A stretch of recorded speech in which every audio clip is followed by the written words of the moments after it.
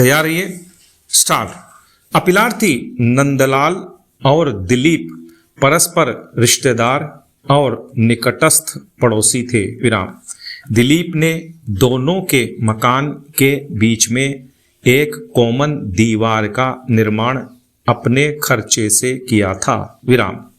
बाद में दीवार निर्माण का आधा खर्च उसने अपीलार्थी से मांगा, जिसे देने से अपीलार्थी ने इनकार कर दिया। विराम। इसी बात को लेकर घटना के दिन दिनांक 16/5/2006 को साय 4 बजे अपीलार्थी और दिलीप तथा उसकी पत्नी के साथ कहा सुनी हुई, जिस पर दिलीप ने गोपीचंद और लखीचंद मृतक को बुला लिया, जिन्होंने पक्षों के बीच समझौता कराने का प्रयास किया। विराम।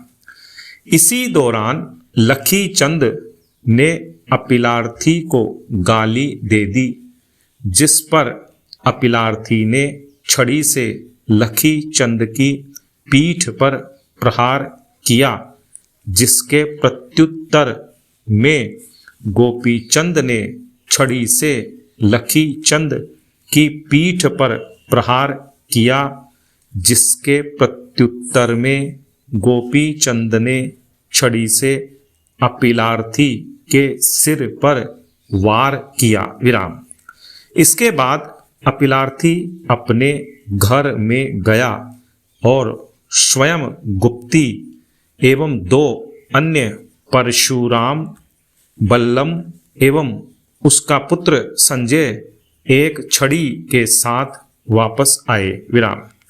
अपीलार्थी ने लखीचंद, जो दिव्यांग था, के कांख पर गुप्ती से हमला किया, जिससे उसके सीने में भी चोट लगी और वह बेहोश हो गया, जिसे हॉस्पिटल ले जाया गया, जहां उसे मृत घोषित कर दिया गया। विराम।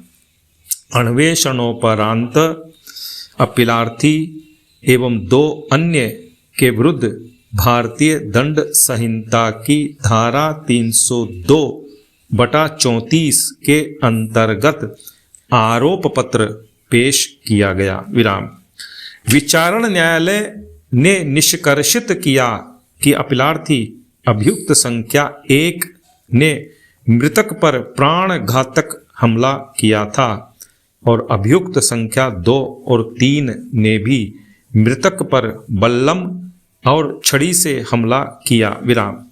अतः तीनों मृतक की हत्या के लिए उत्तरदायी हैं। विराम। तदनुसार विचारण न्यायालय ने तीनों को भारतीय दंड संहिता की धारा 302/34 के अंतर्गत दोष सिद्ध एवं आजीवन कारावास के दंड से दंडित किया। विराम। बंबई उच्च न्यायालय ने विचारण न्यायालय के निर्णय की पुष्टि करते हुए अपीलार्थी की अपील को निरस्त कर दिया, किंतु अभियुक्त संख्या 2 और 3 को इस निष्कर्ष पर दोष मुक्त कर दिया कि वे प्रारंभिक घटना के बाद अपीलार्थी के साथ आए थे, इसलिए उनके बीच सामान्य आशय का तत्व विद्यमान नहीं था। विराम। अतः अपीलार्थी ने उच्चतम न्यायालय में यह अपील SLP केवल दंडादेश के प्रश्न पर की। विराम। उच्चतम न्यायालय के समक्ष मुख्य विचारणीय प्रश्न था कि क्या अपीलार्थी की धारा 302 के अंतर्गत दोष सिद्धि एवं दंडादेश विधिपूर्ण है। विराम। अन्य शब्दों में, क्या अपीलार्थी ने मामला धारा 302 के बजाय धारा 304 के भाग 2 के अंतर्गत दंडादेश के संशोधन के लिए गठित कर दिया है। विराम। 13 निर्णय 1 अपीलार्थी के लिए विद्वान अधिवक्ता का तर्क है कि घटना अचानक लड़ाई का परिणाम थी और कि अपीलार्थी का आशय मृतक की हत्या करना नहीं था विराम। इसलिए यह मामला धारा 300 के अपवाद 4 का है, न कि धारा 300 का विराम। मामले को धारा 300 के अपवाद 4 के अंतर्गत लाने के लिए निम्नलिखित शर्तों की पूर्ति संतुष्टि होना आवश्यक है विराम। पैरा 1, कृत्य मानववध आवेश की तीव्रता में हुई अचानक लड़ाई में पूर्व चिंतन के बिना किया गया हो। 2, आवेश अचानक झगड़ा जनित हो। 3, अपराधी ने कोई अनुचित लाभ नहीं उठाया हो। 4, अभियुक्त ने क्रूरतापूर्ण या अप्रायिक रीति से कार्य न किया हो विराम। पैरा अचानक लड़ाई संहिता में परिभाषित नहीं है विराम।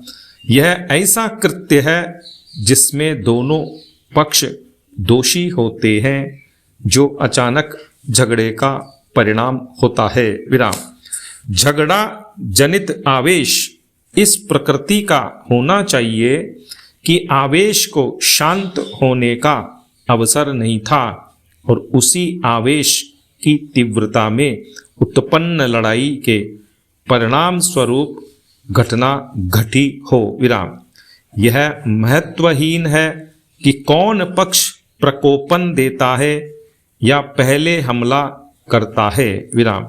उपर्युक्त सिद्धांत को पुनः पप्पू बनाम मध्य प्रदेश राज्य और सुरैन सिंह बनाम पंजाब राज्य के मामलों में अनुसरित किया गया और मामलों में धारा 302 के अंतर्गत दोष सिद्धि को धारा 304 के भाग द्वितीय में परिवर्तित कर दिया गया विराम।